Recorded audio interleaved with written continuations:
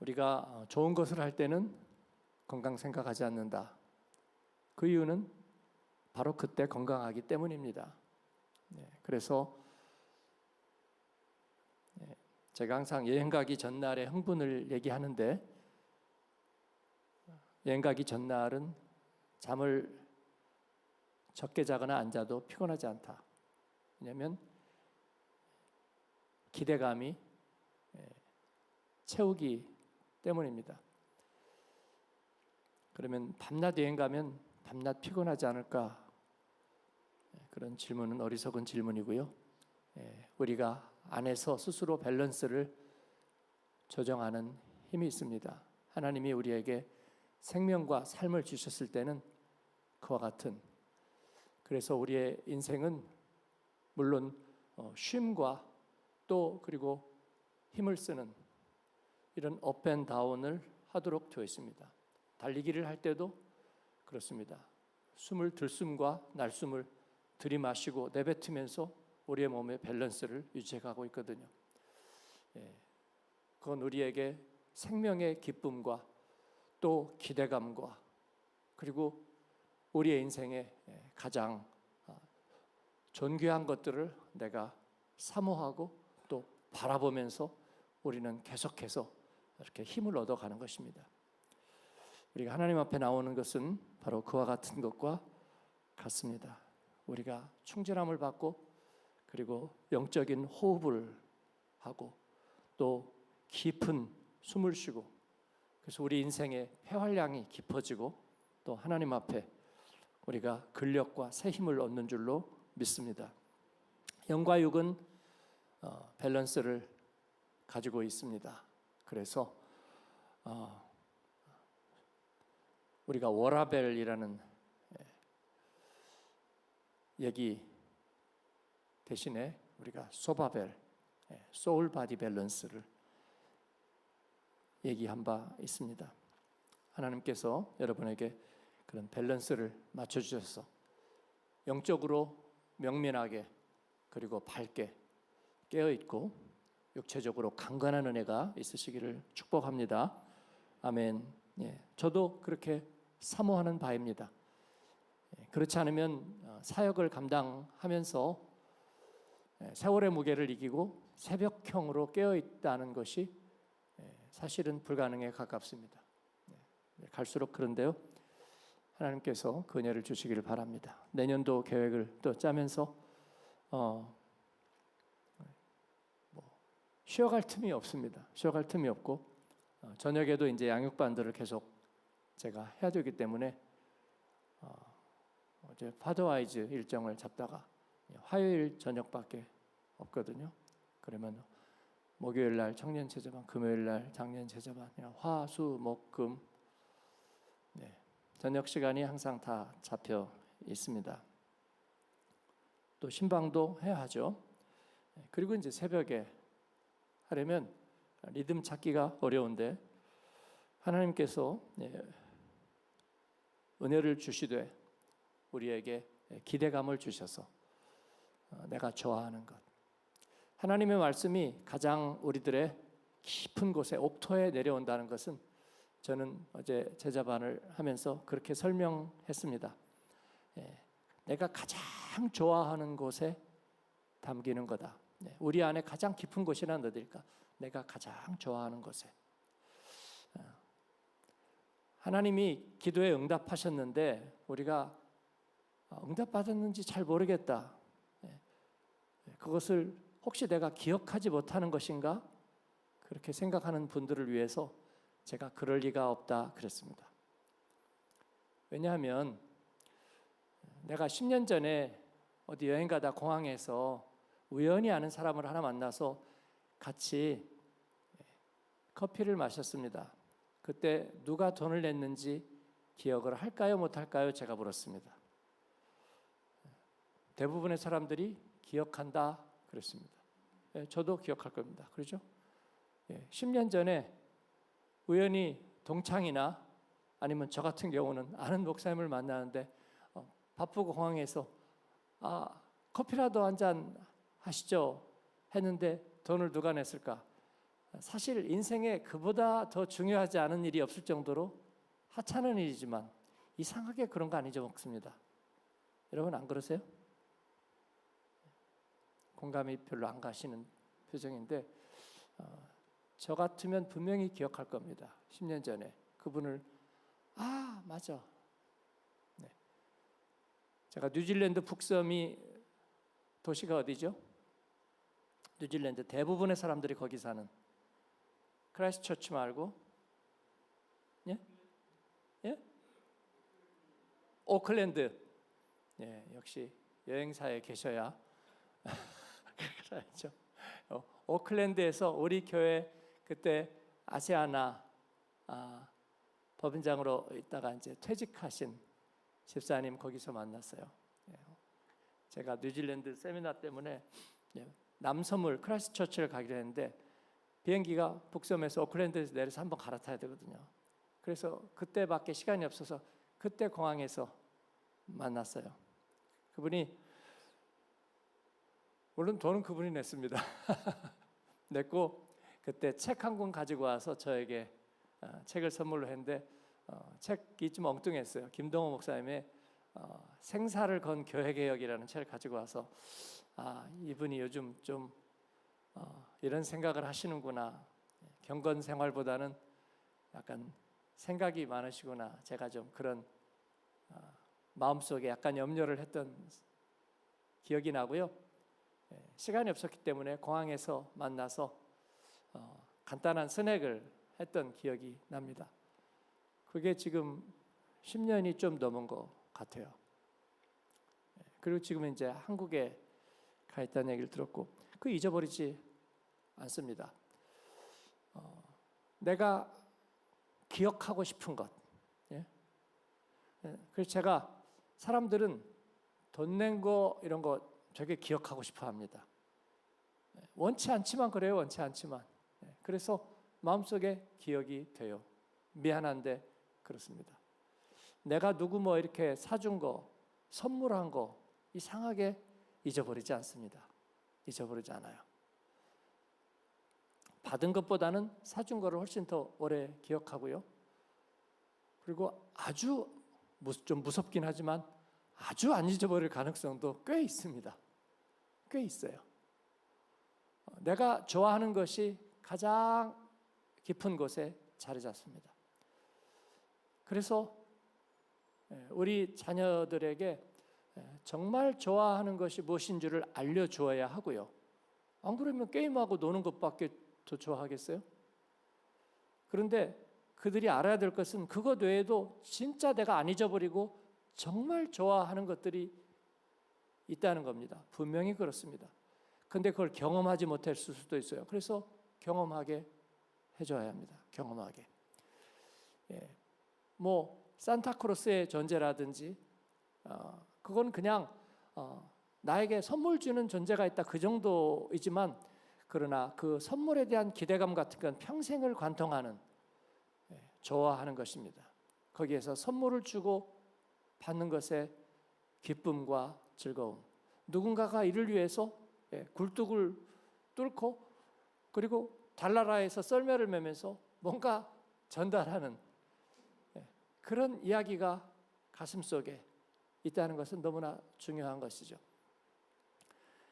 하나님의 말씀이 나의 가장 깊은 곳에 자리 잡는다는 것은 내가 가장 좋아하는 자리에 있다는 것입니다. 그것은 잊어버리지 않을 뿐만 아니라 두 번째, 여행 가기 전날처럼 피곤하지 않습니다. 피곤하지 않고 세 번째, 그것 때문에 우리는 한 번도 후회한 적이 없어요. 그래서 실패하지 않는다. 하나님의 말씀은 가장 내가 좋아하는 것이고 그리고 그것 때문에 나는 피로하지 않으며 즉 낙심하지 않으며 그리고 실패하지 않는다. 할렐루야. 그렇습니다. 이것이 말씀과 함께 가면서 우리가 얻는 것입니다. 이것은 사실은요 세상적인 성공과 바로 직결됩니다. 세상에서 성공하는 사람들은 바로 그와 같이 하는 것이죠. 좋아하는 일을 하는 것이죠. 어떤 사람은 좋아하는 일부터 하면 많은 사람을 실망시키고 내가 잘하는 것을 해야 된다, 뭐 그렇게 얘기하는데 그 말은 모순되지 않는 거죠. 내가 좋아하는 일을 결국은 잘하게 됩니다. 그리고 그로 인하여 우리는 낙심하지 않고 또 그 일은 실패하지 않습니다. 오늘 말씀에 성령을 따라 행하라, 이 말씀을 우리가 잘못 읽으면 뭔가 해야 된다라는 생각, 그게 율법입니다. 율법은 해야 된다는 생각이 아니라 그렇게 해야만 되는 룰 같은 것입니다. 그런데 우리가 그것만을 생각하다 보면 저리 가면 안 돼, 저리 가면 안 돼, 저리 가면 안 돼. 그 생각이 우리의 마음속에 모처럼 박히고 뭔가 멍에처럼 사로잡히는, 그래서 그 사람은 그 생각만 하고 사는, 그 사람을 율법주의자라고 그럽니다. 그건 뭐냐면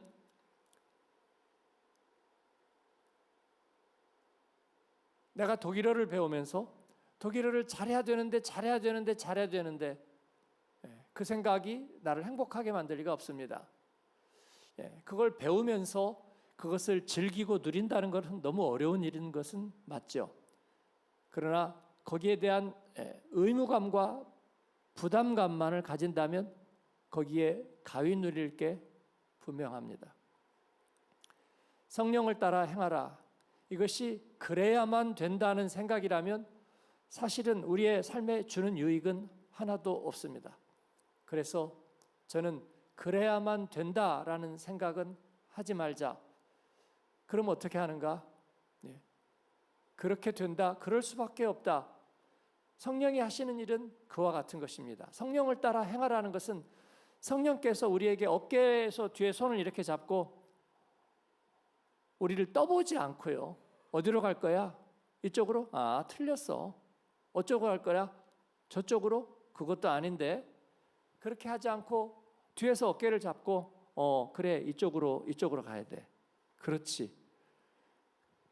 그와 같은 것입니다. 그냥 그대로 가라, 그런 뜻입니다. 누가 내 뒤에서 어깨를 잡고 이렇게 가는 게 좋겠지? 네. 그러면 그래, 그렇게 가. 그 얘기입니다. 성령을 따라 행하라. 어차피 성령이 없으면 만사꽝입니다. 성령의 음성과 지시함을 따라서 그냥 그대로 가면 돼, 그렇게 얘기하는 겁니다.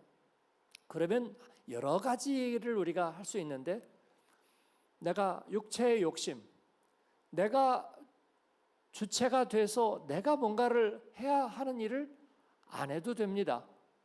왜냐하면 그러기 전에 나에게 권하는 음성이 있고 나에게 지시하는 그런 표지판이 있기 때문입니다. 성령은 우리에게 그런 표지판과 같습니다. 그 대신에 해야만 한다라고 말하지 말라는 거죠.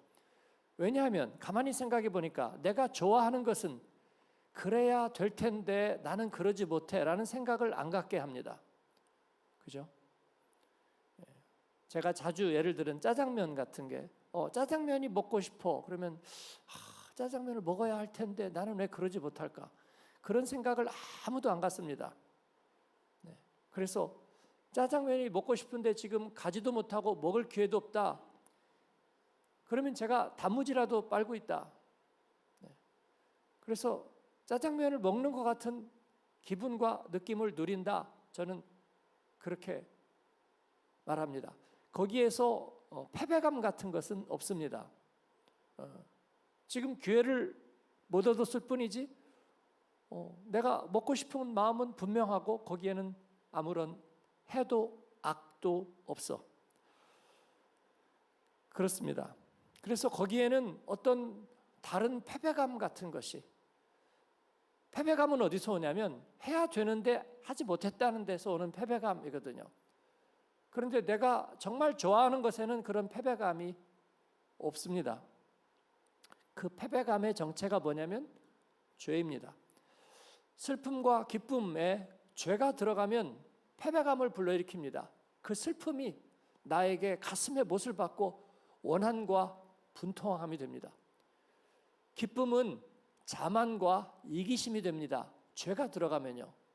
왜 기뻐하는데 그게 자만이 되고 이기심이 되죠? 죄가 그런 일을 합니다. 죄가 그런 일을. 네. 하나님을 사랑하는 마음에 죄가 들어가면요, 독선이 됩니다. 독선이. 네. 죄는 온갖 일을 다 할 수 있습니다.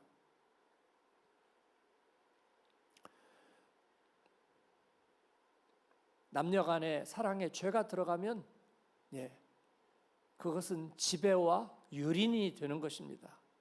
사람을 유린하고 짓밟는 게 됩니다. 독점과 소유와 죄가 하는 일입니다. 과거의 삶의 어려운 시절, 또 어려운 일들, 그 가운데 죄가 개입하면 정말 씻을 수 없는 한이 되는 것입니다. 내 모든 삶을 짓밟은 이유가 되는 거예요. 거기서 죄만 빼본다면요, 그 모든 거 다 놔두고 죄만 딱 뺀다면 뭐가 될까요? 과거의 시련과 고통과 아픔은 극복하는 이야기가 됩니다. 그리고 그것이 어떻게 내 삶을 지나가면서 어떤 과정으로 인도했는가 하는 스토리가 되는 것입니다. 그리고 어려움이 지나간 자리에는 반드시 반짝거리는, 거기에서 결정된 다른 것들이 있다는 걸 우리가 알게 되는 거죠. 하나님은 우리의 삶을 그렇게 빚으셨습니다. 그렇죠. 생명을 주셨고 그 생명은 항상 회복과 치유와 그리고 성장과 완결이라는 리듬을 가지고 있습니다. 그런데 거기에 죄가 들어가면 생로병사의 아주 우울한 운명이 되는 거예요. 사람은 결국은 꽃을 피우지 못하고 가는 것이고, 이유도 영문도 모른 채 사라져 가는 것이고, 죄가 만드는 한과 억울함과 불평등과, 그리고 그로 인해서 원수처럼 살아가는 그 죄가 만들어내는 것들입니다. 거기에서 죄가 빠진다면 우리는 연약함 가운데서도 성장하고, 또 질병이 있지만 그 가운데서 치유되고, 생명은 꽃을 피우고 열매를 맺는 길을 향해서 가고, 그리고 죽어버리고 없어지는 것이 아니라 완성될 것입니다. 수제품을 만드는 장인들이 수제품을 다 만들어 놓고 이제 죽었다라고 말하는 사람은 아무도 없습니다. 그것은 완결된 것입니다. 사랑하는 여러분, 저와 여러분은 인생의 완결을 향해서 가고 있습니다.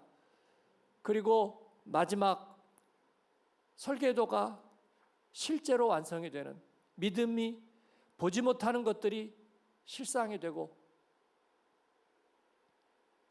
바라던 것들이 실상이 되고, 보지 못하는 것들이 증거가 되는 그 자리를 향해 가고 있는 것입니다.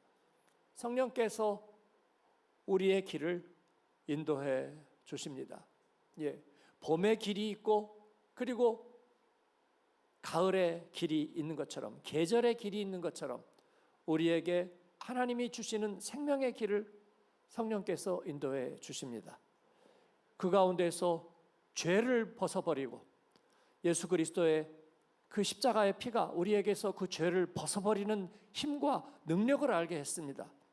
그러므로 우리는 죄의 그 색채를 벗어버리고 하나님을 따라 행합니다. 그래서 우리 그리스도 예수의 사람들은 육체와 함께 그 정욕과 탐심을 십자가에 못 박았습니다. 그 얘기는 뭐냐면, 정욕과 탐심은 죄의 대표적인 속성입니다. 그래서 죄의 색깔을 버리고 이제 주님의 인도하심을 따라 가장 좋아하는 것을 따라 사는 것입니다. 거기에는 정죄, 즉 그렇게 하지 않았더라면 네가 그렇게 했기 때문에 라는 생각이 이제는 없습니다. 혹시 내가 이기적으로 한 거 아닐까? 내가 이렇게 함으로 많은 사람을 힘들게 하지 않았을까? 내가 예수님 잘 믿는다 하고 기도하는데 오히려 다른 사람들은 더 피해를 받지 않았을까? 라는 식의 정죄를 버리는 것입니다. 그렇습니다. 교회 공동체가 사랑의 매트릭스 안에서 서로 짜여져 있지만, 그러나 누군가가 더 사랑하기 때문에 누구는 덜 사랑받는 일은 없습니다. 죄는 그런 비교를 만들어냅니다. 네가 더 사랑하기 때문에 덜 사랑받는 사람이 있는 거야 라는 생각. 그래서 사랑도 병인 양 하는 것입니다. 그러나 우리에게 그런 일은 없습니다. 왜냐하면 사랑은 그런 일을 하지 않기 때문입니다. 사랑은 그렇게 자기를 옥죄거나 가짜 겸손을 내세우거나 아니면 스스로를 교만하다고 정죄하거나 그런 일을 하지 않습니다. 우리가 복음 사역을 하고 복음적인 간증을 하면서 달라진 점이 있고요. 잘 안 쓰는 말이 생겼습니다. 여러분이 느끼셨는지 안 느끼셨는지 모르지만 교만이라는 말을 우리가 거의 쓰지 않습니다. 지난 세월 동안. 그런데 신앙 언어 중에서 굉장히 많이 쓰는 말이 교만이라는 말입니다. 신앙서적에 많이 나옵니다. 교만이. 근데 우리 교회에서 교만이라는 말을 거의 잘 들어보지 못했어요. 제가 혹시 쓰는 거 본 적 있나요? 잘 안 쓰죠. 교만이란 말. 교만하지 마세요. 뭐 좀 한다고 교만하지 마세요. 뭐 학벌 스펙 좀 있다고 교만하지 마세요. 요즘 뭐 좀 잘 나간다고 교만하지 마세요. 저 그런 얘기를 한 적이 없는 것 같아요. 성경에 자만과 교만을 경고하는 얘기가 있기는 있는데 우리 성도들 간증에서 거의 얘기한 적이 없습니다. 왜냐하면 그 얘기를 쓸 이유가 사실은 점점 사라지기 때문인 거예요. 그렇습니다. 우리는 하나님을 사랑하고 정말 사랑하는 것을 찾게 됩니다. 정말 좋아하는 것을 하게 되는 거예요. 정말 기뻐하면서 할 수 있어요. 그러면서 스스로 정죄하지 않아요. 그래서 그거를 교만이라고 말하지 않는 거예요. 그리고 우리 성도들을 다른 사람들이 봐도 당신들은 주관적인 착각에 빠져서 진짜 교만하네요. 아무도 그렇게 생각하지 않고 느끼지 않을 겁니다. 왜냐하면 우리는 성령을 따라 행하기 때문입니다. 좋아하는 것을 하고 있기 때문입니다. 근데 그 좋아하는 것이 남에게 피해를 입히고 자신을 해치는 것이 아니라 어떤 동기부여, 모티베이션 강사들이 얘기하는 것보다도 정말 진정하게 나를 모티베이트하고 그리고 나를 건강하게 하고 나를 순수하게 하고 그리고 정말 섬기고 사랑하고 흘려보내고 우리 새가족들이 하는 얘기들이 그렇습니다. 다른 교회도 마찬가지일 거라고 생각해요. 복음 안에 서 있다면 한마음교회에서 섬기는 이들 보니까 정말 바라는 것이 없이 그렇게 합디다. 그럼 우리는 의아해요. 뭘 바랄 수 있다면 뭘 바라는 거죠? 뭘 바래죠? 그 우리가 의아하죠. 뭘 바래야 하는 거죠? 그거 잘 모르겠어요. 섬기는 거잖아요. 우리가 하나님을 사랑하니까 섬기는 거잖아요. 뭐 내가 교회 등록하는 사람을 5명 하면 어디서 빠다제로 뭘 받아요? 어디 포인트가 올라갑니까? 뭐 그런 게 뭐가 있죠? 아니면 뭐 천국에 가서 뭐 메달 하나씩 온다고 우리가 지금 그런 거에 매여 있는 거예요? 그거 아니잖아요. 하나님의 사랑은 정금과 같은 거잖아요. 우리가 거기에 사로잡혀 사는 동안에 우리는 그런 카테고리를 잊어버렸어요. 질투, 교만, 그리고 이기심, 또 내가 잘됨으로 많은 사람을 피해를 준다. 그런 어떤 이념적인 프레임, 그런 것들, 우리는 그런 것들을 잊었습니다.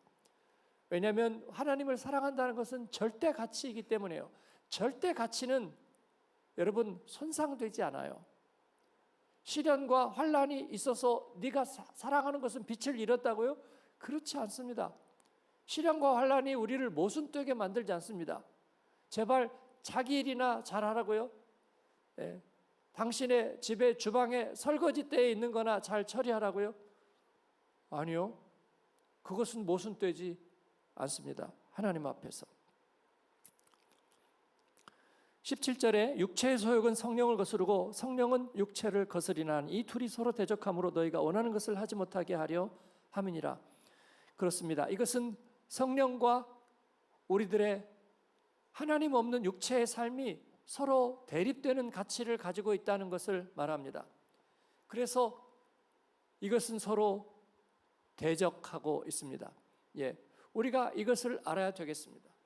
하나는 죄가 주권을 가지고 그 죄의 빛깔로 모든 것을 보게 하려는 그런 방식입니다. 그러나 하나님의 영은 우리 가운데서 죄를 뺀 눈으로 모든 것을 보게 하는 것입니다. 빛은 어둠 몰아냅니다. 빛은 승리합니다.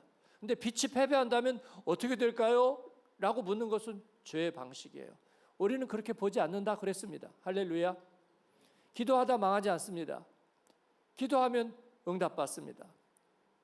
왜냐하면 응답하는 분이 계시기 때문입니다.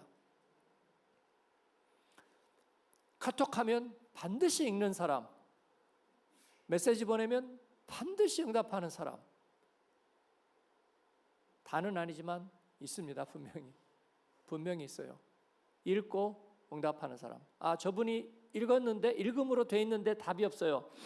그러면 운전하고 있거나 출장하고 있거나 아니면 굉장히 중요한 일을 하고 있거나 지금 당장 응답할 수 없는 입장에 있을 거야.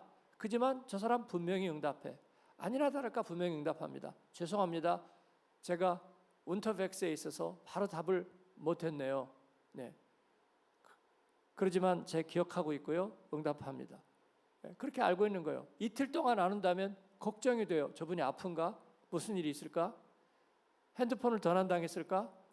그게 걱정이 될 정도입니다. 그러나 그분의 성실은 분명히 응답하는 거예요. 저는 하나님을 생각할 때 언제나 그런 일을 생각해요. 제 아내가 안경 어디다 놨는지 자꾸 잊어버리고요. 그리고 또 그 외에도 몇 가지 자꾸 잊어버리는 거 있지만 부탁받은 것은 안 잊어버린다. 제가 39년을 살았지만 누구에게 부탁받고 해야 될 거는 안 잊어버려요. 정말로 안 잊어버립니다. 저는 하나님 생각할 때 제 안에 그런 모습을 기억해요. 모든 것을 안 잊어버린다는 것은 아니에요. 그런데 누구에게 무언가를 해야 되는 거, 그런 거는 안 잊어버리는 거예요. 신혼 때는 그게 힘들었어요. 누구에게 갖다 줘야 돼요. 우리 집은 빚이 없고요. 제 아내 집도 빚이 없어요. 양가 통틀어서 우리는 빚이 하나도 없어요. 누구에게 빚지지 않아요. 집안 내력입니다. 큰 자랑은 아닌 것 같습니다만 그냥 그렇다는 거예요. 그래서 뭐를 빌려주고 안 갖다 주는 일은 없다는 거예요. 제 얘기는요. 근데 뭐 그런 일이 뭐 아주 사소한 거지만 있었어요. 제 아내는 잠을 못 자는 거예요. 그거 줘야 된다고. 아니 그러니까 내일이나 주면 되잖아. 근데 아니 줘야 된다는 거예요. 뭐 어떡하란 말이야. 앞으로 인생 사는데 힘들겠다. 근데 그렇게 힘들지 않아요. 그냥 지금은 39년 잘 살았어요.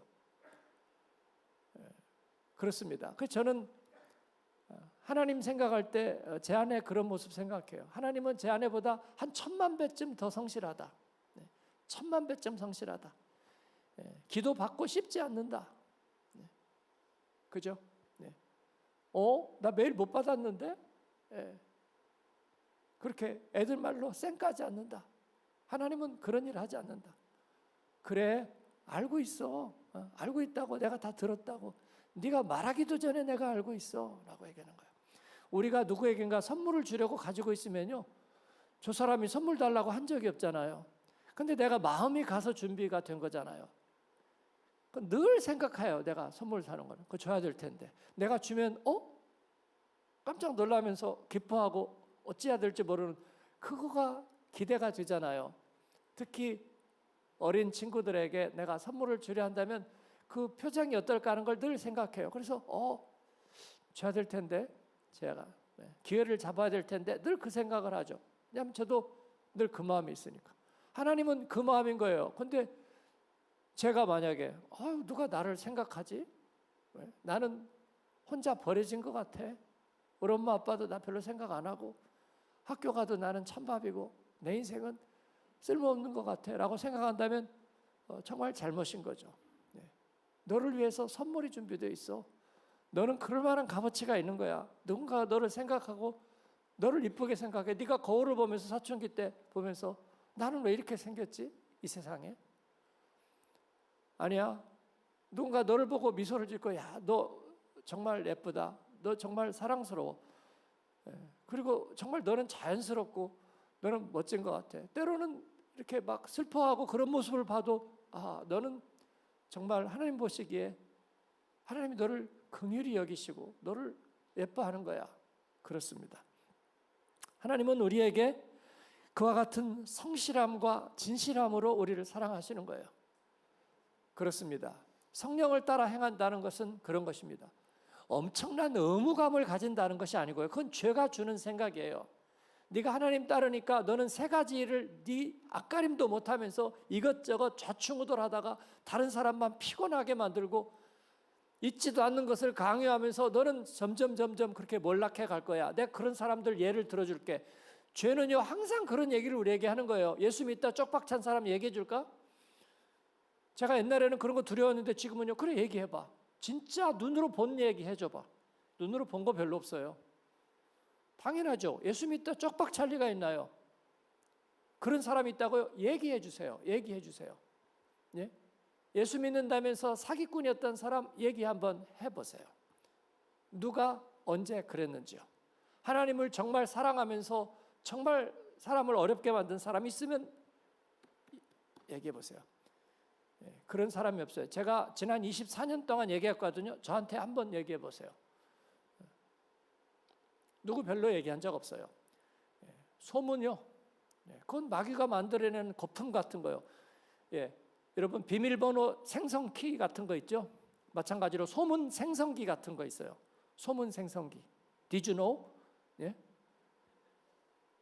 이런 얘기 들어보셨어요? 라는 거. 소문 생성기. 그거 가져와 보라고요. 제가 마귀한테 하는 얘기예요. 가져봐. 욥이 했잖아요. 나를 고발하는 고발장을 가져오려무나 그러면 내가 여기에다가 귀족의 견장처럼 어깨에다 하든지 아니면 이마에다 붙이든지 그리고 내가 왕처럼 나서리라. 그 욥의 당당함이에요. 하나님 앞에 내가 지금 고난과 시련을 받고 있지만 그게 하나님이 나를 버린 것이라는 증거를 가져봐라.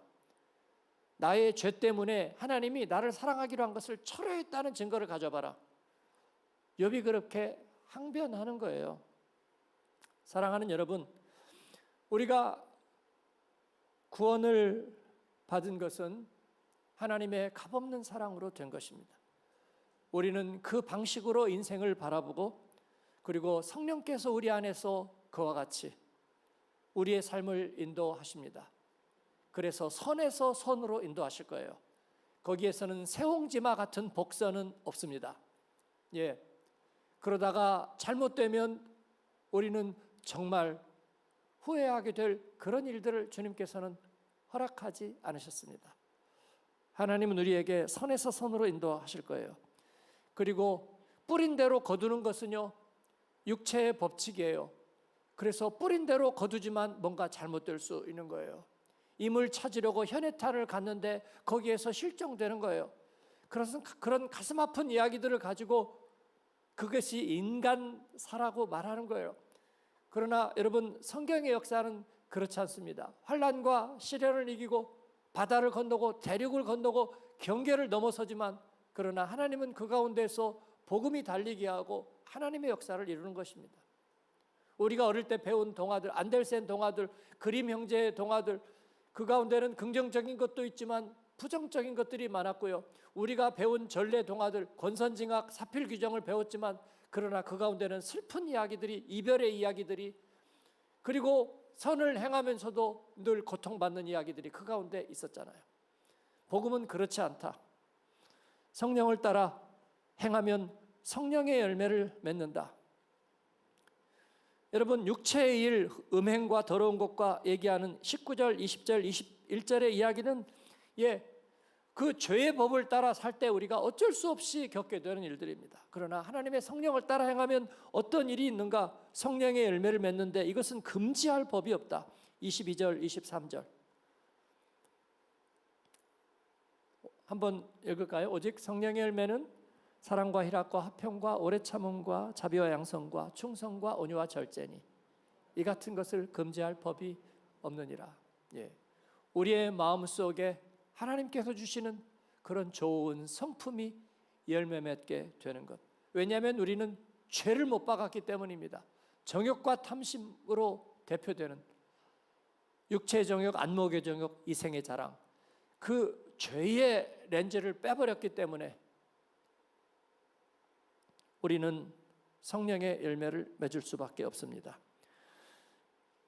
말씀을 맺습니다. 성령의 열매를 맺어야 한다? 맺을 수밖에 없습니다. 뭐예요? 맺을 수밖에 없습니다. 맺어야 한다는 생각은 별로, 우리 제자반하면서 형제님이 물어봤어요. 목사님은 실천이라는 말을 싫어하잖아요. 네, 그렇습니다. 싫어합니다. 그 말 안에는 해야 합니다라는 정죄가 들어있기 때문에 저는 싫어합니다. 사랑은 실천이라는 말로 표현되지 않습니다. 사랑은 하게 되고 놀라는 것이지 해야 합니다 라면서 뭔가 눈에다가 힘주고 그러는 게 아니라는 거예요. 너부터 잘해. 그러면 나도 잘할 거니까. 이건 율법주의예요. 죄의 시선으로 보는 거예요. 우리는 이제 그렇게 보지 않는다. 누가 앞서 달리는 사람을 우리는 흠모하고 그를 통해서 배우지 질투하지 않습니다. 왜냐하면 그건 죄의 시선이기 때문에 그래요. 내가 하나님을 더 사랑하면 사람들이 나를 질투할 거니까 나는 덜 사랑하는 게 좋겠어. 그런 죄의 궤변입니다. 우리는 그런 일을 하지 않습니다. 어거스틴은 그래서 하나님을 사랑하라, 그리고 네 마음대로 행하라, 그렇게 얘기했어요. 사랑의 법은 모든 법의 완성입니다. 사랑하는 여러분, 우린 예수님 믿기 잘했습니다. 올해도 주님을 사랑하며 오면서 우리는 어떤 일에도 후회한 일이 없습니다. 하나님을 기쁘시게 하고 그리고 열매를 맺고 죄의 고리를 빼버리면 그 가운데서 아직 이루지 못한 모든 일들도 이제는 완성을 향해 가고 있습니다. 그리고 세상이 감당하지 못할 것입니다. 믿음은 반드시 열매가 됩니다. 할렐루야. 그러한 여러분을 축복하고 주님이 주의 교회를 축복하시리라 믿습니다. 아멘.